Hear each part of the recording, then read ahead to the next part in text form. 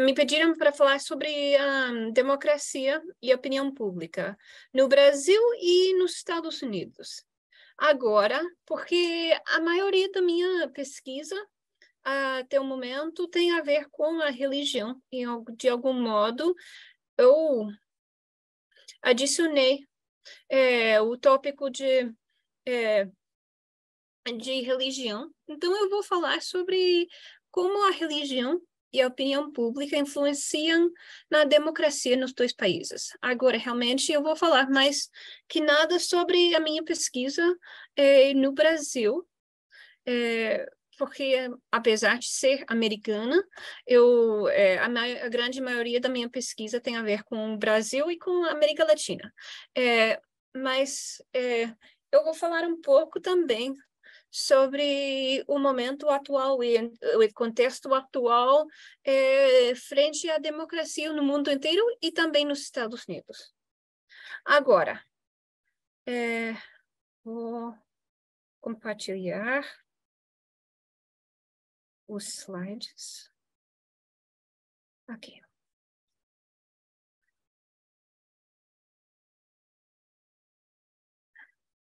Então, então a gente tem aqui a grande pergunta sobre como é a democracia no Brasil. Esse momento, 8 de janeiro deste ano, desculpa, essa deve ser 2023, se não 2022 aqui. Então, desculpa, mas esse momento aqui que a gente está vendo na foto é um dos momentos piores da democracia recente no Brasil. Então, seria fácil armar uma narrativa de uma democracia em crise profunda, mas as minhas conclusões vão ser mais otimistas do que isso, tanto para o Brasil quanto nos Estados Unidos. Então, a literatura mundial fala sobre uma terceira onda de autocratização. Quando eu comecei no doutorado em 2005, a gente estava falando da terceira onda da democratização. A gente falava que a gente ainda estava, que o mundo inteiro ainda estava numa terceira onda de democratização. Vocês que são cientistas políticos vão saber que o Samuel Huntington, o grande politólogo, dividiu a história recente, a história moderna, em 3 etapas de ondas de democratização. Então, essa imagem aqui, esse gráfico, vem de um artigo na Journal of Democracy, que dividiu as histórias em vários períodos. Então, a linha gris demonstra o número de países de democratização, e a linha mais grossa, negra, a preta tem os períodos de autocratização, o número de países em autocratização. Então, quando eu comecei no doutorado, a gente falava que o mundo tinha experimentado 3 ondas de democratização antes do século XIX, na verdade, até mais ou menos 1920, depois que o mundo democratizou de novo, de mais ou menos 1945 até os 1960, e depois que o mundo democratização de novo, a terceira onda foi entre mais ou menos 1978, alguma coisa assim, até o ano 2000. Mas, depois disso, tem havido uma onda de e no qual países estão cada vez mais entrando em recessão democrática e há 17 anos agora que o mundo está num período que os países estão se voltando cada vez mais autocráticos. Então, essa figura vem do projeto Varieties of Democracy, VDEM, mas tem havido vários projetos que demonstram mais ou menos a mesma coisa. E essa figura vem, esse gráfico vem, vem de um outro artigo, mas esse artigo também da Nancy Bermeo fala sobre as razões pela o que a gente chama de democratic backsliding, a erosão democrática. Então, uma característica da autocratização no período recente é o papel importantíssimo dos autoritários eleitorais, que mais que nada o jeito de um autoritário entrar no poder nessa onda de autocratização pelas eleições mesmas. Então, nessa onda de autocratização, a gente tem que falar sobre o papel do cidadão que vota no autoritário. E a gente vê, por exemplo, que na história recente do Brasil, tinham vários politólogos que se preocupavam do papel de Jair Bolsonaro frente à democracia. Então, ele foi uma dessas pessoas com algumas tendências autocráticas, autoritárias, que foi eleito. E também, nos Estados Unidos, tem várias pessoas que também falam sobre o Trump, como um exemplo de um autoritário eleito. Agora, nem o Brasil, nem os Estados Unidos têm voltado para a autocratização completa. E hoje eu vou dizer que eu sou, como eu falei, muito otimista frente aos dois países, mas mesmo assim tinham algumas tendências autoritárias. Então, o livro How Democracies Die, Como as Democracias Morrem, por Levitsky e Ziblatt, foi um exemplo clave dentro dessa nova literatura sobre desenvolver uma teoria sobre exatamente como as democracias morrem. E a resposta é, obviamente, pelas eleições. Então, o Levitsky e Ziblatt, quando falavam sobre a autocratização por eleição, falavam sobre 4 indicadores de comportamento autoritário numa liderança que pode prefigurar, demonstrar que essa figura tem algumas tendências autocráticas, possivelmente no futuro, vai ter essas tendências.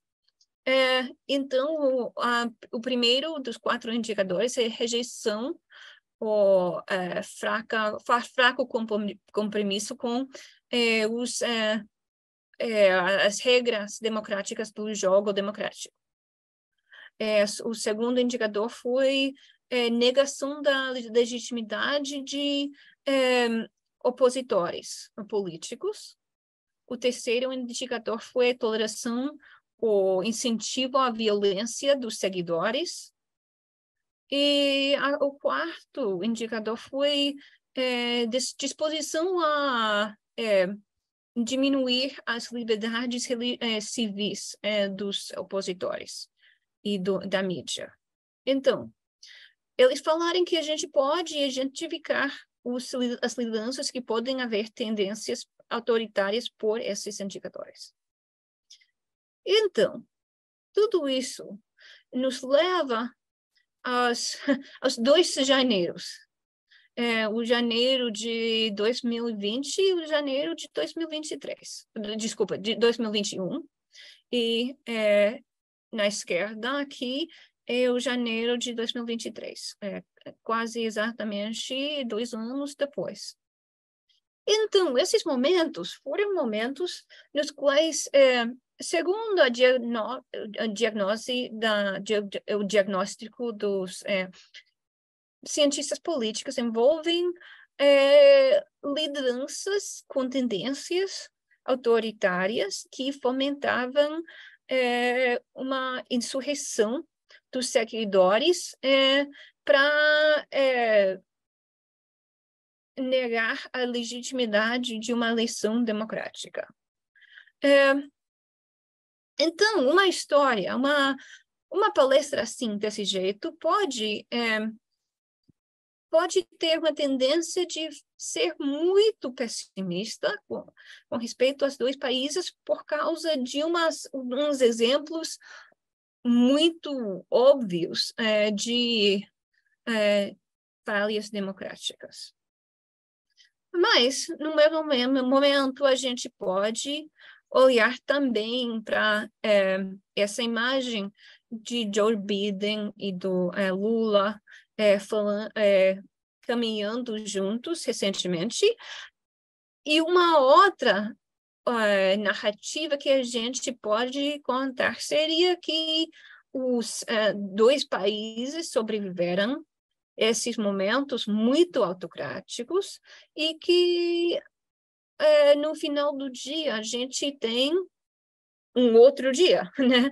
Que a gente deu volta e agora está no rumo da democracia. Então, essas 2 narrativas têm alguma razão e a gente pode pensar nas 2 juntas.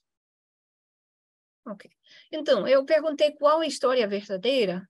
Eu vou dizer que uma narrativa não é uma história verdadeira ou falsa, que uma narrativa que a gente pode construir sobre a história recente é uma maneira de vincular vários fatos que a gente sabe para contar por que as coisas aconteceram assim e o que vai acontecer no futuro.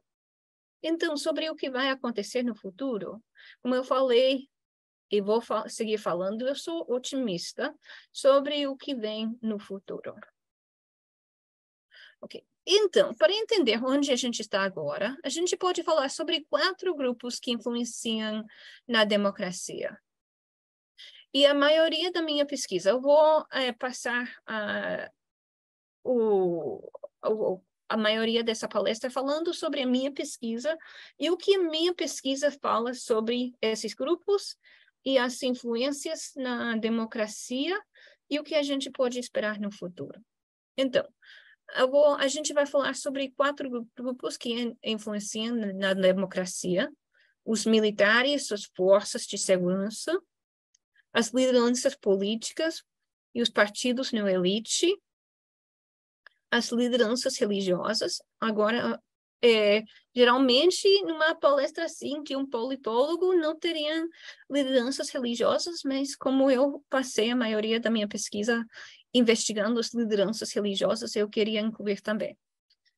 E o cidadão. A gente pode falar do partidarismo de massa e também da religião no nível do cidadão. Ok, então eu vou falar um pouco sobre 2 obras minhas que têm alguma coisa a dizer sobre o estado da democracia no Brasil no momento. O primeiro é um artigo publicado que acaba de sair em português, desculpa, em inglês, acaba de sair em português no American Journal of Political Science, que se chama Winner's Consent, o consentimento do ganhador.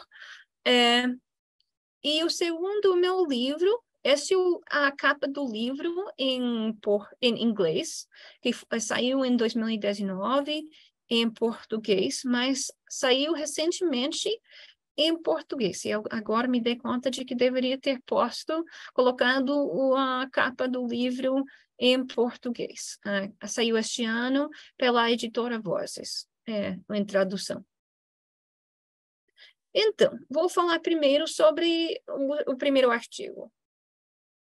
Então, o artigo começa com a pergunta: o que acontece com o cidadão quando entra um candidato autoritário?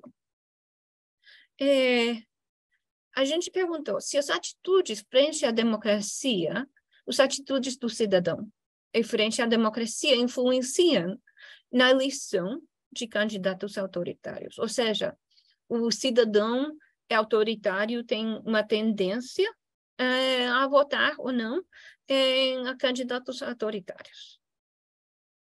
E depois a gente também queria perguntar como essa atitude frente à democracia respondem à eleição de candidatos abertamente liberais. Ou seja, quando tem uma liderança autoritária, essa liderança influencia nos seguidores a serem cada vez mais autoritários? Essa é a pergunta. Então, a gente desenvolveu um estudo no qual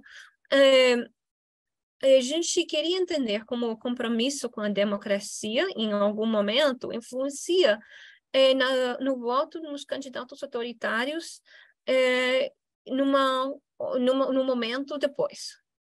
E, ao mesmo tempo, como a presença de um candidato autoritário influencia no compromisso do cidadão com a democracia.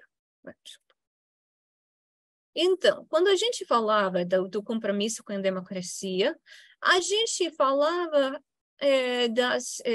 da participação nas urnas, mas também de um apoio mais comportamental, que tem a ver com o comportamento e a tolerância a brechas democráticas. Então, a gente falava sobre o apoio à democracia no abstrato, ou seja, você acredita que a pergunta do survey, a pergunta de pesquisa é uma pergunta assim como: você acredita que a democracia é o melhor sistema de governo ou não? Então, apoio à democracia no abstrato e o apoio ao sistema político no abstrato. Também a resistência a golpes militares, ou seja, você acredita que seria justificado, de vez em quando, por alguma razão, ter um golpe militar no seu país? E tem um grande número de cidadãos que falam que sim. E a resistência a autogolpes e engrandecimento executivo. Então, o autogolpe é uma situação no qual a liderança autoritária toma o poder para si, para ter um golpe a favor do seu próprio poder. Engrandecimento executivo refere-se a uma situação no qual uma liderança eleita acumula para si cada vez mais poderes até ser uma liderança realmente autoritária. E também a gente perguntou sobre resistência ao fechamento do judiciário, que veio a ser um tópico muito atual durante a presidência de Jair Bolsonaro, em alguns momentos. Então, a literatura anterior falava sobre duas abordagens teóricas. Primeiro, a primeira literatura é do loser's consent, o consentimento do perdedor. Então, a ideia é que é que uma pessoa que é melhor, obviamente é melhor ganhar do que perder, mais ou menos. Então, que a ideia é que quando uma pessoa perder uma eleição, essa pessoa vai se sentir mais decepcionado com a democracia, porque ganhou, desculpa, perdeu, né? Então, o perdedor sempre se sente menos satisfeito com o jogo democrático do que o ganhador. Mas o que a gente queria saber é se o ganhador de uma liderança autoritária tem o mesmo sentimento de ganhar e de apoiar a democracia do que o ganhador que apoia uma liderança democrática. Então, a literatura fala que as brechas entre perdedores e ganhadores, ou seja, winner-loser gaps, que tem brechas na satisfação do jogo. Então, mas a gente existem poucos estudos painel de casos com autoritários competitivos. E a outra abordagem teórica que eu me dei conta de que eu retirei o slide, mas a outra abordagem teórica tem a ver com um modelo termostático, que diz que um ganhador quando um candidato autoritário ganhar, que as pessoas vão responder apoiando mais a democracia. O cidadão vai responder apoiando mais a democracia, porque vem a falta da democracia e respondem para exigir, demandar mais democracia do sistema político. Então,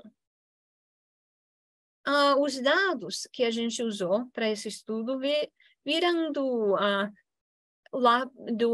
um survey do Lap-Up American Barometer e de um estudo painel em 5 anos, entre julho e janeiro de 2018 e 2019. Então, o que a gente achou, e vocês podem olhar paper para ver mais informações, mas que foi geralmente que no estado survey, o apoiador do Bolsonaro demonstrou muito menos apoio à democracia, apoio ao sistema político, e demonstrou mais apoio a golpes militares, a golpes liderados pelo executivo, desculpa, e apoio ao fechamento da Corte Suprema, do TSE. TSF. Então, a gente demonstrou no paper que o fato de ganhar a eleição fez o eleitor bolsonarista apoiar mais a golpes militares, a golpes apoiados pelo sistema político. Então, esses são golpes liderados pelo executivo. E os ganhadores de Bolsonaro diminuíram em apoio aos golpes militares quando o Jair Bolsonaro ganhou, mas mesmo assim seguiram bem mais positivo frente à possibilidade de um golpe militar do que os que opuseram ao Jair Bolsonaro. E os ganhadores sob Bolsonaro apoiaram menos a democracia no começo da campanha, mas que depois do Bolsonaro ganhar, começaram a apoiar a democracia bem mais do que os perdedores. Então, a gente viu que a lição do Bolsonaro influenciou nas atitudes do cidadão. E essa figura aqui, mais ou menos, demonstra a significância dos resultados. Então, o que a gente aprende sobre o cidadão desse paper é que o cidadão brasileiro, especialmente o brasileiro que apoiou o Jair Bolsonaro, tem tendências autoritárias e que esse cidadão foi disposto a apoiar vários tipos de insurreição, golpe, e que provavelmente esse apoio entre os perdedores, os ganhadores de Bolsonaro, os que ganharam, os que apoiaram Bolsonaro e ganharam com ele, provavelmente levou ele a sentir que tinha algum apoio para uma insurreição como foi o 8 de janeiro deste ano. Então, o que a gente aprende sobre o brasileiro e a democracia desse paper não é muito otimista, mas eu vou seguir falando sobre alguns outros resultados. Então, a segunda obra da qual eu queria falar é sobre o meu livro, que, como eu falei, agora recente saiu em português pela editora Vozes.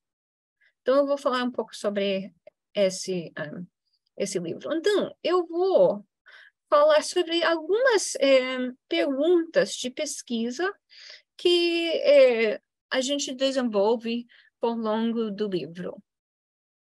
Uma pergunta no começo que a gente pergunta é qual o impacto do secularismo e da liberdade religiosa na democracia e na política brasileira. Então, uma coisa que a gente queria saber, se o secularismo e a liberdade religiosa levam a menor influência dos grupos religiosos na política ou maior influência. Então, eu vou falar um pouco sobre o que isso significa em um momento. Então, para entender essas perguntas, primeiro a gente tem que entender o que é o secularismo. O secularismo é um conceito que os politólogos, mais que nada, utilizam. Às vezes, as pessoas confundem o secularismo com uma tendência sociológica ou demográfica de diminuição de identificação com a religião. Mas os acadêmicos chamam isso de secularização, que é a lente diminuição por longo dos séculos na religião, dentro da população.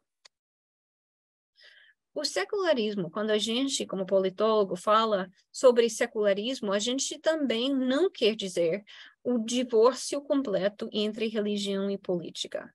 Tem pessoas, tem grupos dentro do povo, tanto americano quanto brasileiro, que realmente gostariam de ter um divórcio completo entre religião e política. Mas tal divórcio provavelmente não vai se levar a cabo dentro de nenhuma democracia. E completamente dividir esses grupos não vai ser possível dentro de uma polis, uma população, uma república constituinte que tem regras democráticas de liberdade de expressão. Então, quando eu falo sobre secularismo, eu quero falar sobre divórcio sobre a lei entre Estado e Igreja, geralmente na Constituição, mas pode ser também um divórcio sobre a lei que é simplesmente regulamentado numa lei comum.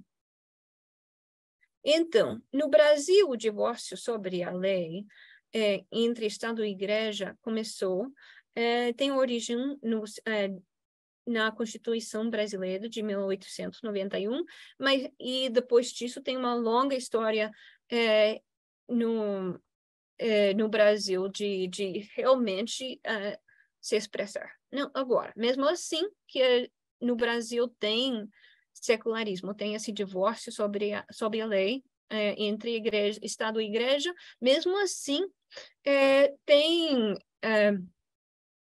existem muitas maneiras de religião e política caminhar juntas e se afetar entre si. E agora tem gente que realmente gostaria que fosse menos e acreditam que qualquer interferência entre Estado e Igreja é antidemocrático, mas continua e pode ser realmente uma parte da democracia.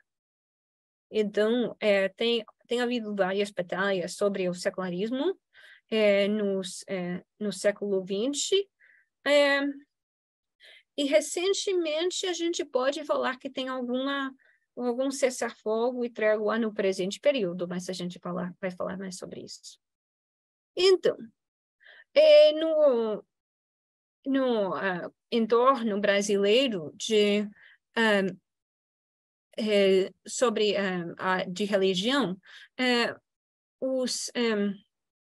os censos têm contado o número de brasileiros em vários grupos religiosos desde 1872, e a gente fala que em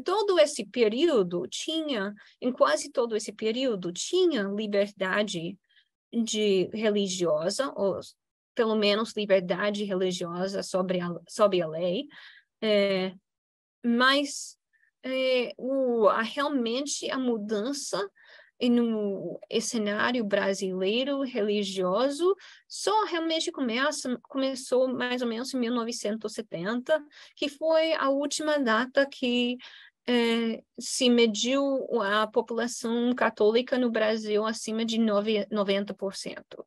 Depois disso, começou um longo período de secularização. Agora, o censo que se levou a cabo no ano anterior, provavelmente vai demonstrar que a população católica no Brasil vai ser um pouco acima de 50%, talvez 55%, alguma coisa assim. E que a população evangélica, que é essa linha aqui, a população evangélica provavelmente vai ser por volta de 1/3 da população brasileira. Então, como essas mudanças influenciam na democracia? E a gente tem aqui que em 2014, quando eu fiz muita pesquisa de campo, que a população dos jovens, essa é uma jovem vendo o Papa visitar o Brasil, que no ano 2014 foi o último ano que os jovens se mediam acima de 50% católicos. Ou seja, que os jovens estão se mudando e trocando de identificação religiosa mais rapidamente do que os maiores. Então, sim.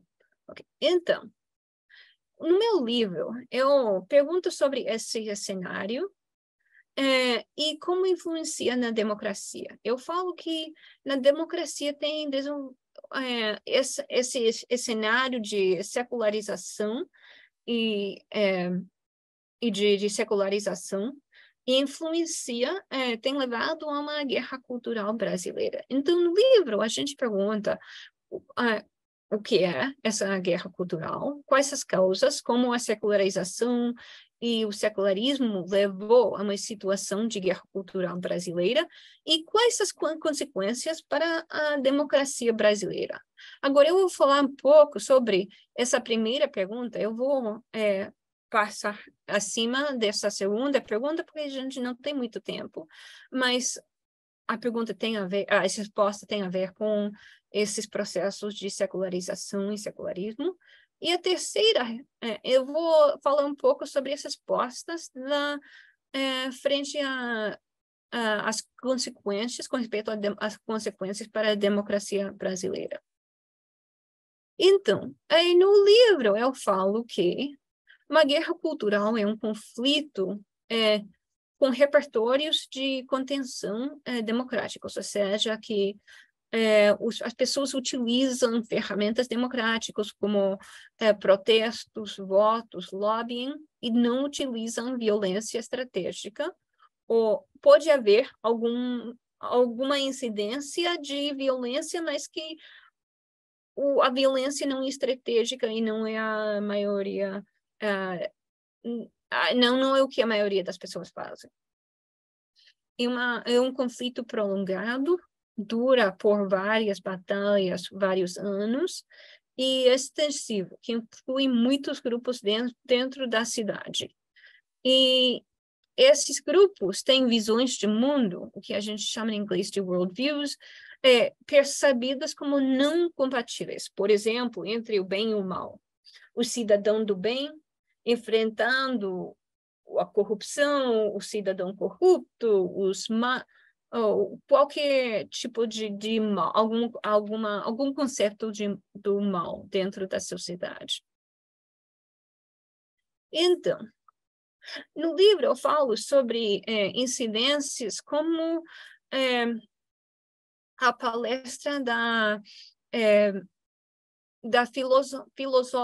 filósofa de gênero, Judith Butler, que era uma americana, uma acadêmica americana, que veio ao Brasil em 2017 para dar uma palestra em São Paulo, e que foi confrontada por pessoas que chamaram ela de apoiadora da ideologia de gênero, diziam, e falaram e gritavam para queimar a bruxa sendo a Judith Butler.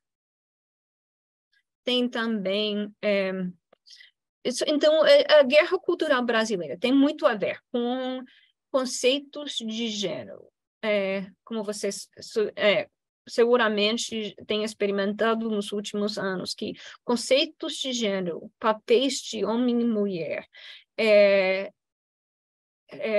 sexualidade, os assuntos LGBTQ a mais, todos esses assuntos, esse grupo, esse núcleo de vários tópicos políticos está no centro da guerra cultural brasileira e influenciada essa guerra é muito influenciada pela religião. Mas o outro assunto, o outro tópico muito importante dentro da guerra cultural brasileira, especialmente levado a cabo pelas igrejas, tem a ver com o papel e o tratamento das igrejas dentro da sociedade. Então, essa foto de Magno Malta, o ex-senador, é sobre que ele acusa uma parada de orgulho gay de cristofobia, ou seja, medo ou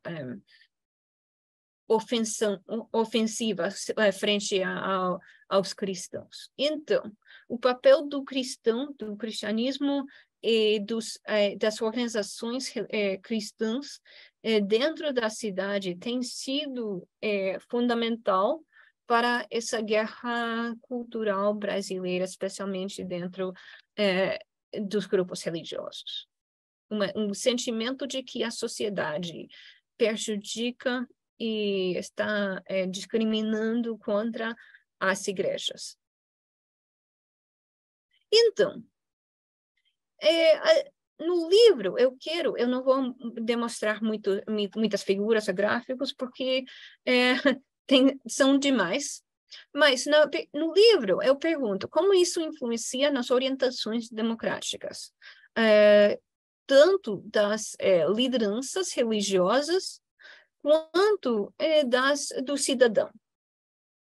Então, o que eu acho, os achados da pesquisa são, primeiramente, que a liderança religiosa, tanto evangélica quanto católica, expressa um apoio muito alto para a democracia brasileira. Eu achei isso em vários surveys entre 2014 e 2017, que a gente levou a cabo, que a liderança religiosa expressou um sentimento dentro de algumas igrejas, especialmente as igrejas pentecostais, e a liderança religiosa expressou um sentimento de que a sociedade está discriminando contra o cristão, mas mesmo assim a liderança religiosa, pelo geral, expressou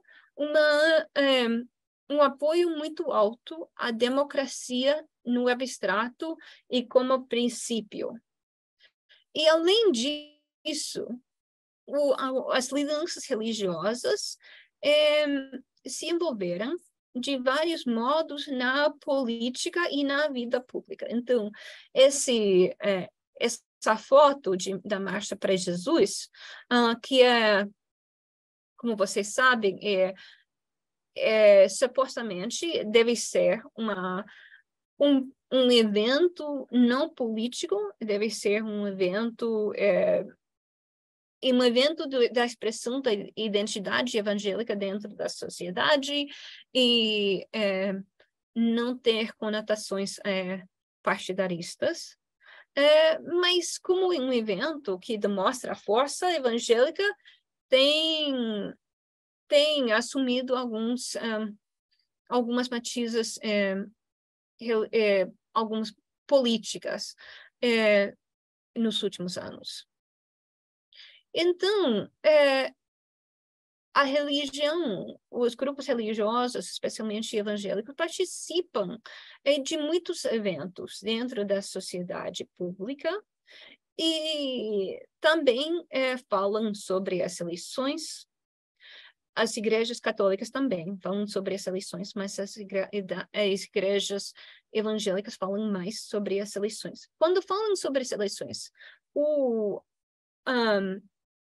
o jeito mais comum de uma comunidade religiosa falar sobre as eleições é dizer que tem que considerar bem os candidatos e votar em consciência. Ou seja, pensando bem os assuntos da eleição e não vender o voto, falando muito sobre não vender voto e em vez e realmente votar com um pensamento bem sólido sobre o que devem ser os candidatos. Então, a liderança religiosa, tanto evangélica quanto católica, expressa apoio à democracia e também apoia fortemente as instituições democráticas como as eleições. E apoia a legitimidade da eleição. Realmente tem um sentimento de que às vezes a gente ganha, às vezes a gente perde nas eleições, mas qualquer resultado da eleição vai ser bem mesmo, menos que seja que só tem que ser uma eleição democrática, e dentro da democracia a gente às vezes perde, às vezes ganha, e é assim. Então, as orientações do clérigo católico, dos do pastor evangélico tendem a ser muito positivo frente à democracia. Então, como isso influencia no cidadão? Minha pesquisa demonstra que dentro das igrejas mais atuantes, essas atitudes, especialmente dos pastores evangélicos, influenciam na atitude também do fiel. Não tem uma influência muito grande, mas tem alguma influência positiva na atitude do cidadão. E mais que o cidadão, o fiel evangélico também acredita que não é o papel do pastor falar muito sobre a política. Então, aceita que um pastor possa falar um pouco sobre política, mas não a maioria dos fiéis, tanto evangélicos quanto católicos, a maioria dos fiéis não quer uma mistura muito grande, muito atuante entre igreja e política dentro da sua própria igreja. Agora, pode aceitar que isso às vezes passa no mundo, acontece no mundo, mas dentro da nossa igreja a gente não quer falar muito sobre política. Então, eu achei, talvez surpreendentemente, os achados do estudo foram mais otimistas frente à possibilidade de misturar religião e democracia dentro do contexto brasileiro. Eu achei também, porém, que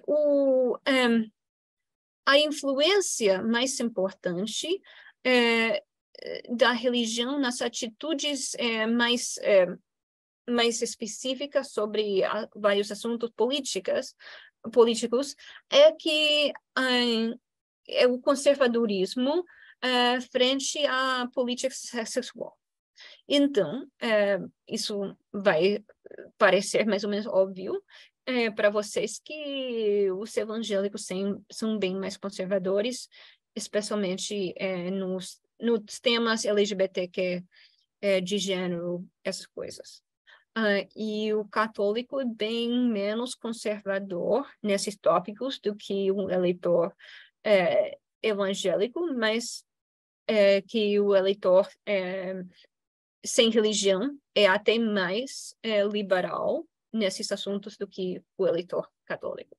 Então, tem uma tendência forte de conservadorismo dentro da política de igreja, e essa tendência pode levar, às vezes, ao eleitor evangélico e, às vezes, a liderança evangélica a aceitar momentos antidemocráticos pelo apoio, porque apoia as causas ideológicas. Então, em geral, as igrejas têm uma influência estabilizadora na democracia, mas às vezes as igrejas podem levar algumas atitudes de intolerância que podem até desestabilizar a democracia. Então, eu vou saltar essa. Então, a última obra que eu queria falar bem pouco sobre, eu vou parar um pouco, é sobre um paper que a gente está desenvolvendo agora. O meu novo projeto tem sido sobre a religião e o ambientalismo. Então, a gente pode ver o contexto de desmatamento e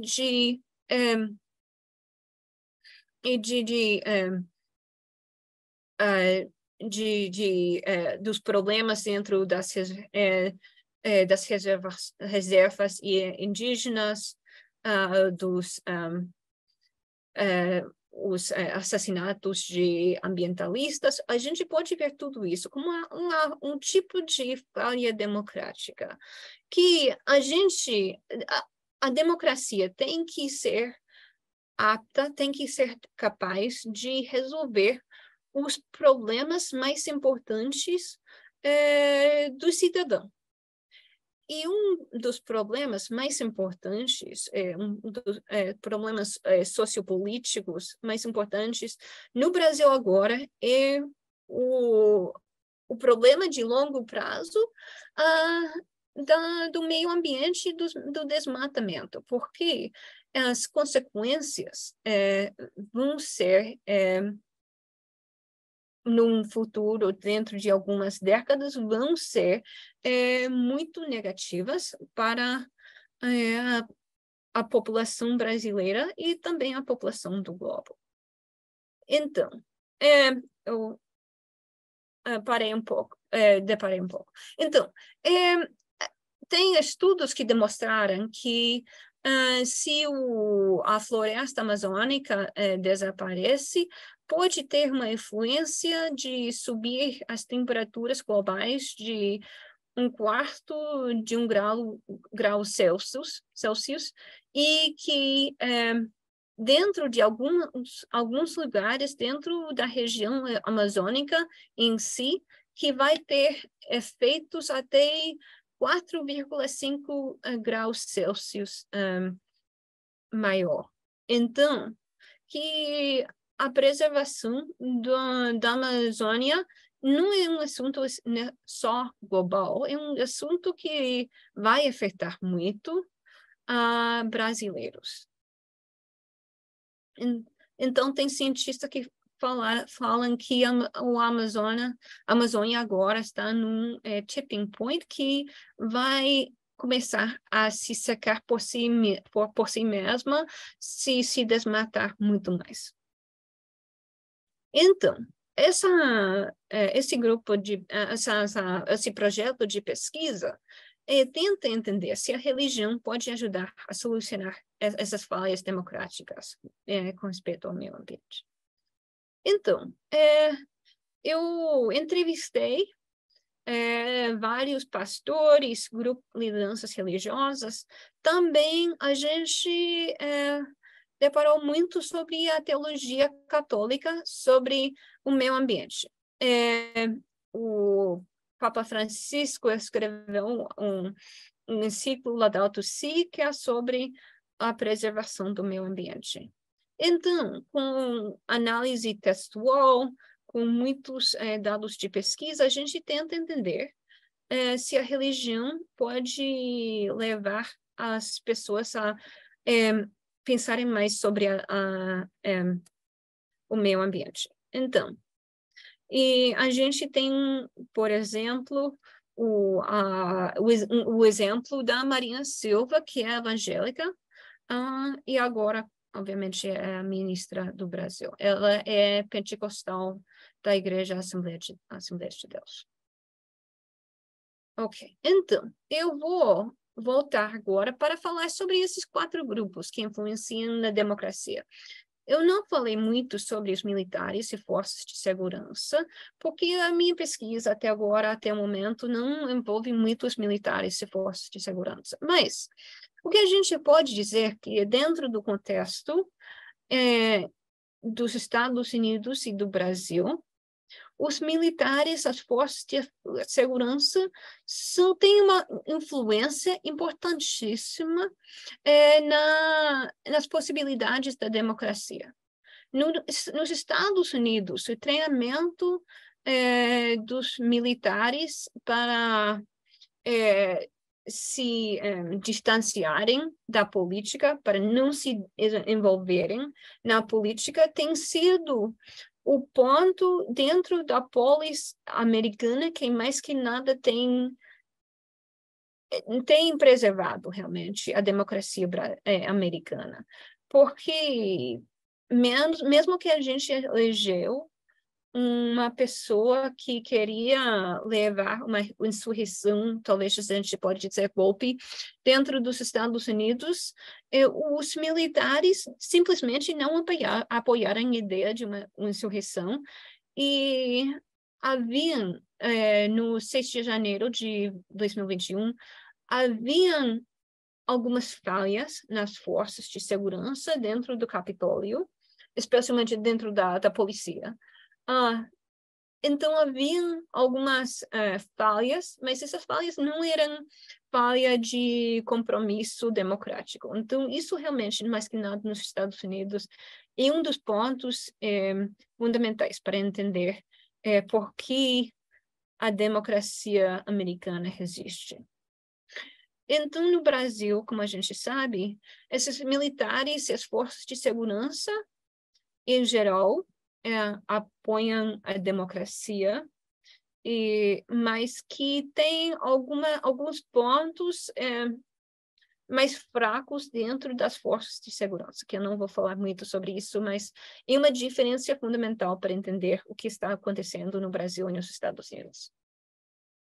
Agora, nos outros três grupos, a gente pode dizer que o brasileiro, a população brasileira é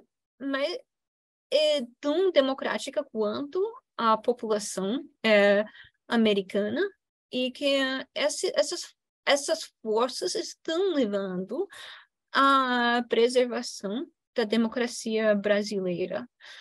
Então, falando sobre lideranças políticas e partidos no elite,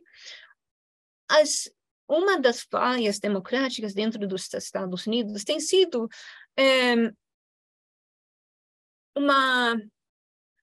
uma polarização altíssima no nível do elite e dos elites políticos, e uma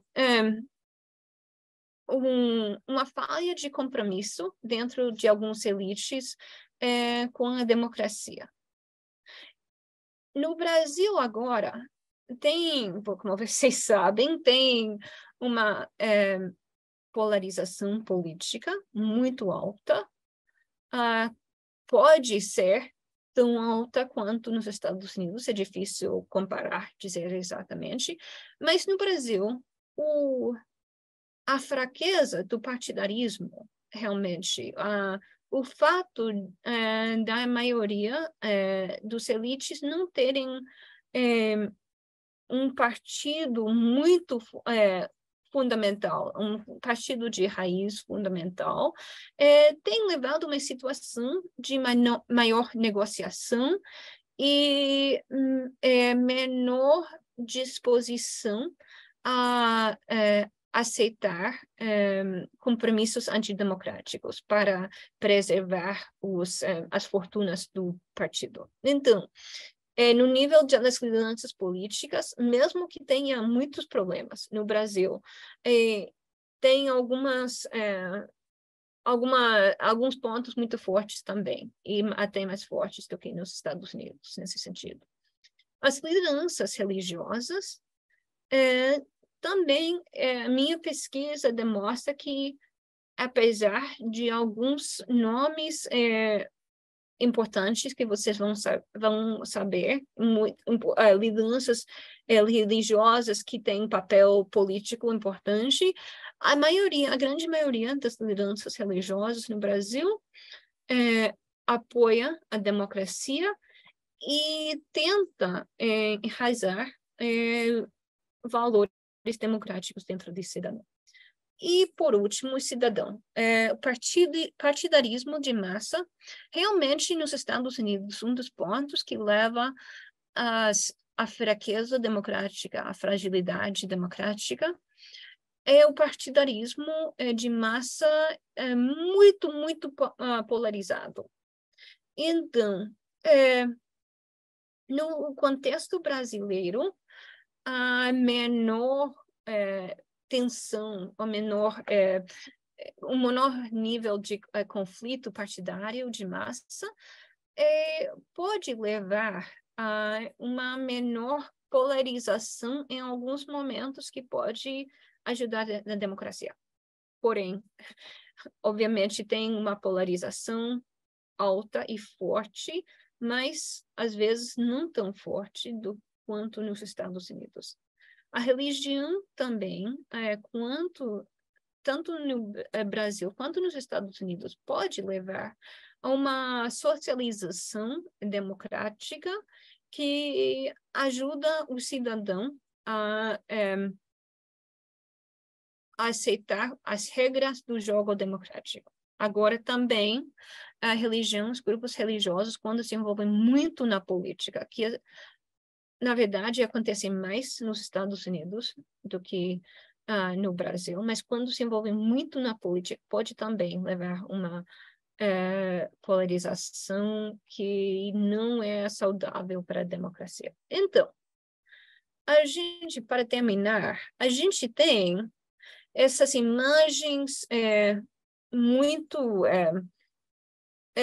muito fortes dos momentos mais fracos dentro da democracia recente no Brasil e nos Estados Unidos.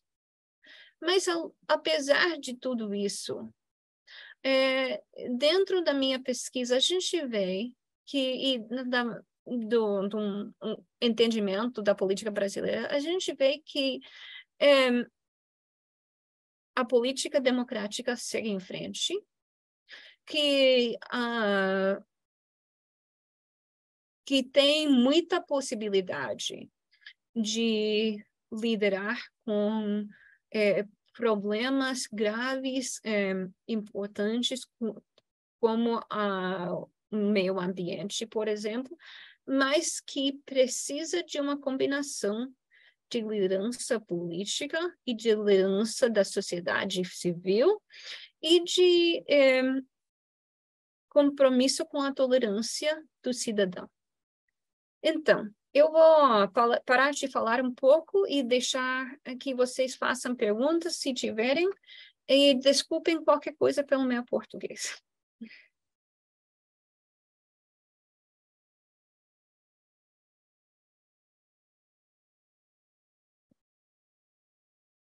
Obrigada, professora Amy.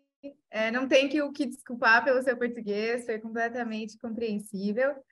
Agora a gente vai abrir, então, para o momento de perguntas, né? Então, quem tem alguma pergunta pode, na verdade, levantar a mão e aí a gente vai escolhendo e se aproxima aqui perto da professora Amy, né? Para ela conseguir ouvir a pergunta. Então, alguém quer fazer uma pergunta?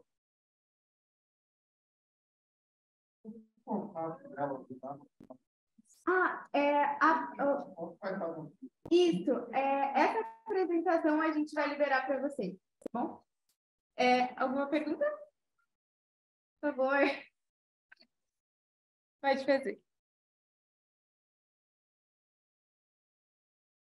Ela está ouvindo, né? Professora, parabéns pela palestra, gostei bastante de poder ouvi-la e conhecer um pouco mais sobre os seus trabalhos.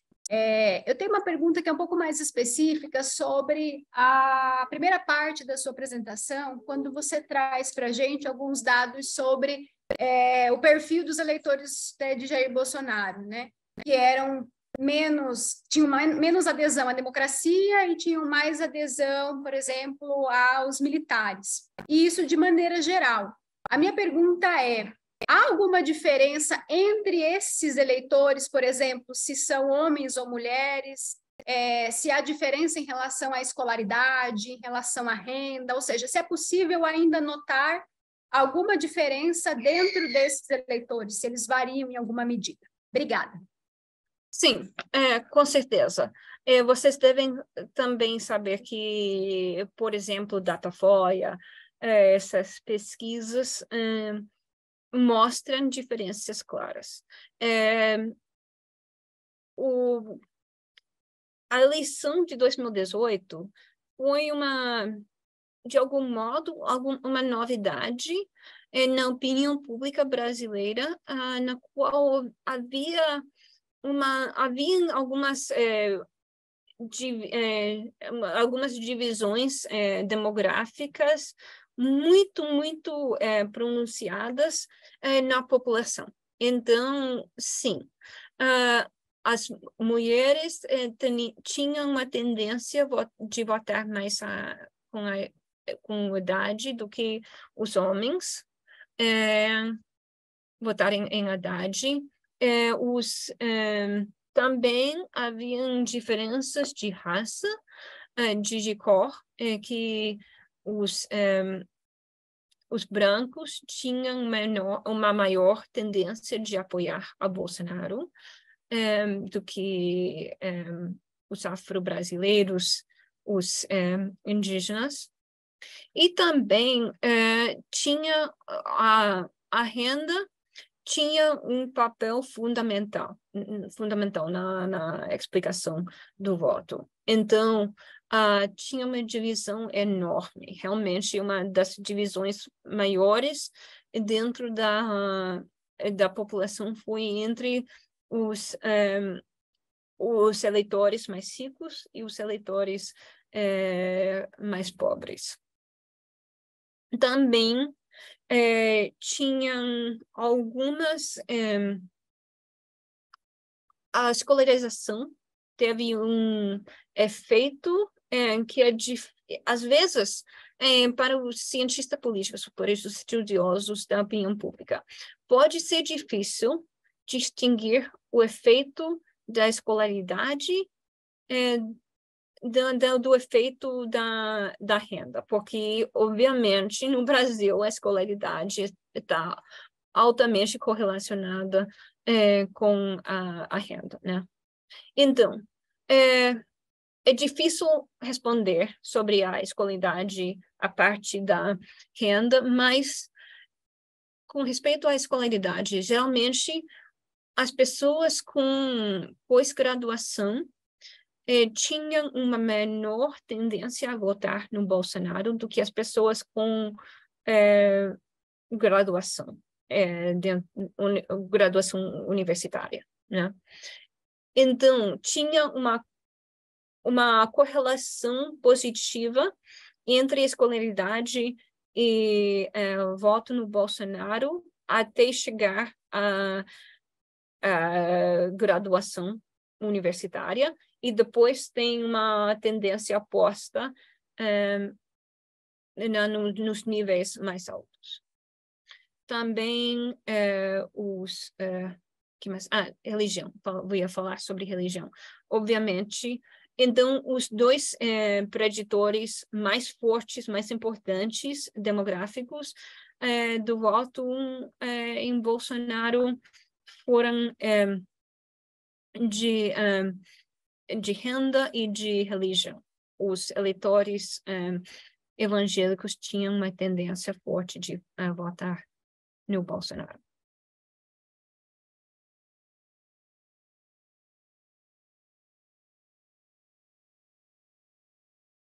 Boa noite, professora. Obrigada pela palestra também. Deixa eu vir um pouquinho mais para cá. Meu nome é Raquel, sou egressa aqui do PPG-Com. Foi um prazer ouvi-la. E eu tenho duas questões, na verdade, né? Uma é a respeito ali desses riscos, né? Nesses fatores aí que influenciam a democracia. Se a professora considera que as mulheres estão mais vulneráveis quando a gente olha para esses fatores que influenciam na fragilidade ou na manutenção aí da democracia. E o meu segundo ponto, né, aparece aqui em relação à guerra cultural brasileira, né, alguns trechos que a professora destacou, que são discursos, né, que a professora até colocou assim, né, que não tem uma violência direta, mas percebeu, principalmente nas últimas eleições, que são discursos que acabam promovendo o próprio discurso de ódio, né? E eu trago aqui porque é o tema da minha pesquisa, inclusive. E como a gente pode entender, será que não é, de fato, algo que não promove uma violência direta? Então, queria ouvir um pouquinho a professora a respeito disso. Sim, essas são boas perguntas, Raquel. Desculpa que não entendi exatamente a pergunta sobre as mulheres. Eu acredito que você está perguntando sobre qual a disposição da mulher frente à democracia. É isso?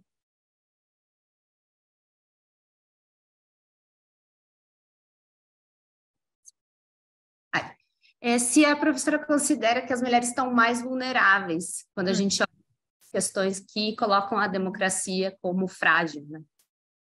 Sim, se as mulheres são mais frágeis. Bom, as mulheres, geralmente, pelo contexto sociopolítico, as mulheres geralmente tendem a ser mais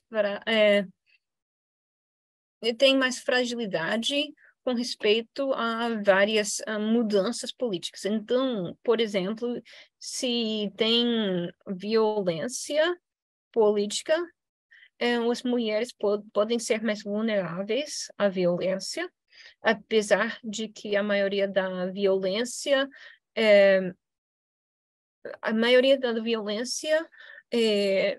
política é promovida por homens e está direcionado a outros homens específicos, muitas vezes políticos, né? Mas a violência, a criminalidade dentro da sociedade, as mulheres, com certeza, são mais vulneráveis. Agora, tem uma literatura, eu acho que essa não é exatamente a sua pergunta, mas tem uma literatura sobre o gênero e as atitudes democráticas. E tinha uma literatura antiga, há várias décadas atrás, que dizia que as mulheres têm menos compromisso com a democracia do que os homens. Eu acredito, agora, na verdade, eu não tenho visto recentemente uma renovação desses achados, desses resultados mais antigos.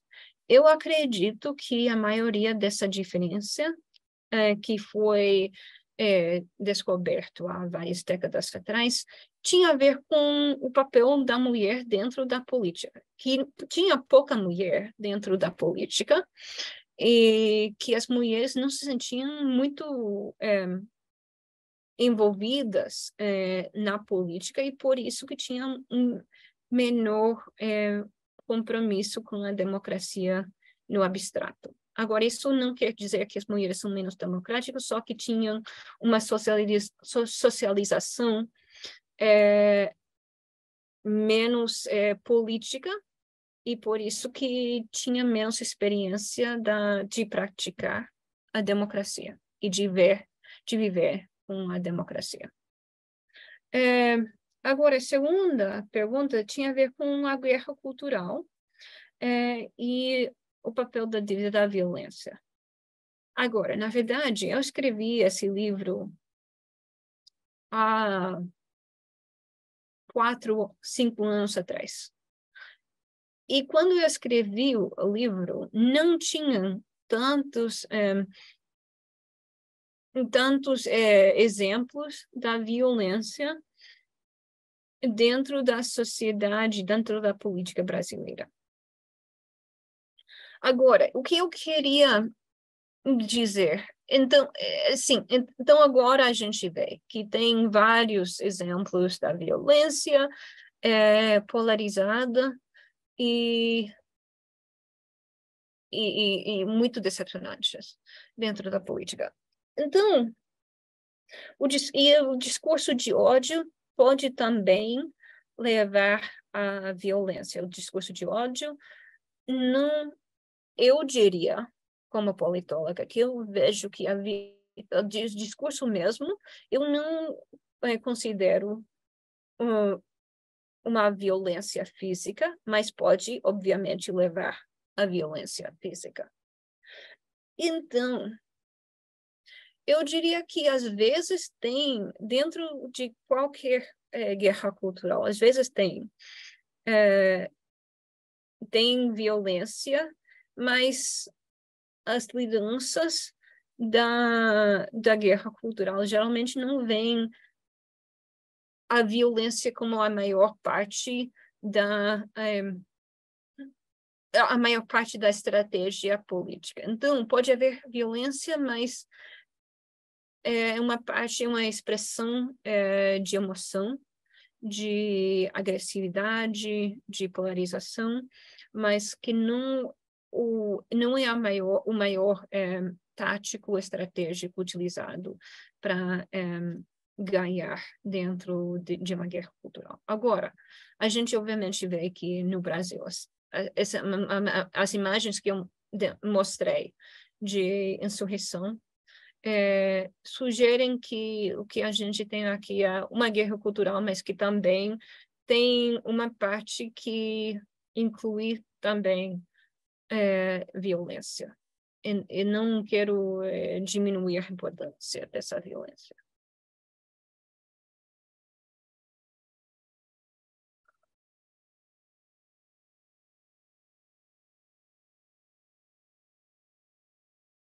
Oi, professora, boa noite. A minha questão é em relação às lideranças religiosas, né? Quando a senhora disse que, na sua pesquisa, a senhora entendeu como esses líderes religiosos têm uma tendência a defender a democracia. Eu tenho uma visão um pouquinho diferente, talvez nunca estudei o assunto, mas a percepção que eu tenho é que, assim, eu acho que a grande dificuldade no Brasil de tirar Jair Bolsonaro foi justamente combater as lideranças religiosas, que hoje tem uma bancada enorme no Congresso, né, e que defende pautas conservadoras e antidemocráticas, inclusive.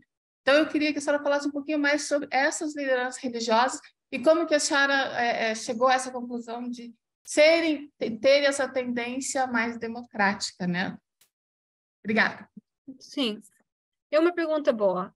Obrigada. Então, o que eu queria fazer no livro foi diferenciar, fazer uma distinção entre política conservadora e política antidemocrática.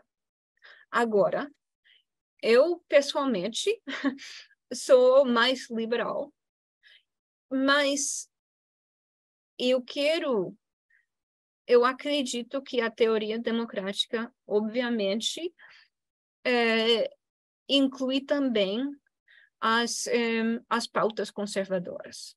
Então, a democracia, do meu ponto de vista, como politóloga, não necessariamente quer dizer falta de intolerância, por exemplo. Que a intolerância não é boa, mas é compatível até um certo ponto com a democracia, e que tem muitas democracias onde tem uma expressão forte da intolerância. Então, a democracia, a minha visão da democracia como politóloga é de um sistema pluralista que aceita um pluralismo de visões de mundo e que o fato de um grupo apoiar ou não, por exemplo, o aborto, não tem necessariamente não define se esse grupo realmente é democrático ou não. Então, obviamente, a bancada evangélica é conservadora. E, obviamente, a maioria dos eleitores evangélicos são conservadores. Agora, o que eu queria entender, e se esse conservadorismo também prejudica a democracia como um sistema pluralista de votação, e de troca de experiências e de compromisso dentro da sociedade. Então, o que eu achei no estudo foi que, até certo ponto, tanto a liderança quanto o fiel, o cidadão evangélico, apoia a democracia como uma ferramenta para levar a cabo suas próprias visões do mundo e do que é bom do ponto religioso quanto do ponto sociopolítico. Então, que o fato de uma igreja investir realmente nas ferramentas democráticas, no jogo democrático, leva e fortalece essa democracia de algum modo, porque tem mais gente realmente involucrada em preservar o sistema e o jogo democrático. Agora, esse grupo evangélico também vai apoiar causas conservadoras. Então, a outra pergunta, então, seria se essas causas conservadoras levam à destruição da democracia. E aí,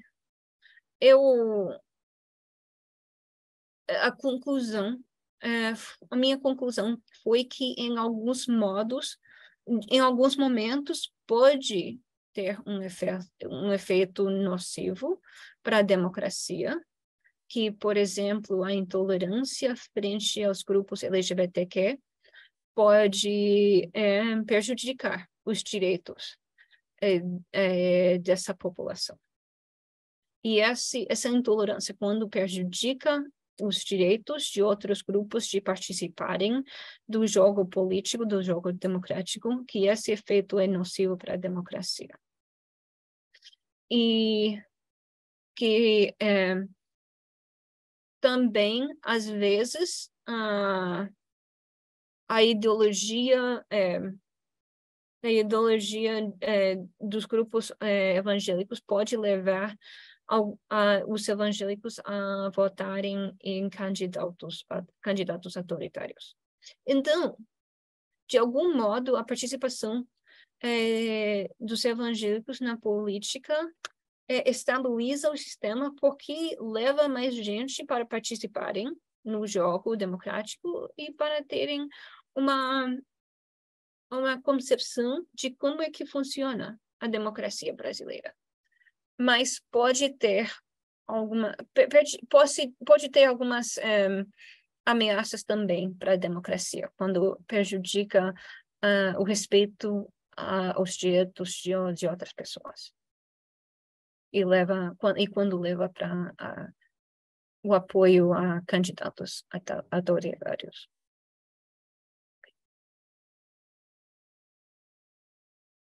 Bom, mais alguma pergunta, pessoal? Bom, então eu vou finalizar aqui, agradecer novamente a você, professora, pela sua disponibilidade, pela sua contribuição, foi riquíssimo. Então a gente vai finalizar por aqui. Obrigada. Obrigada, muito obrigada a todos vocês e boa noite e bom congresso. Tchau.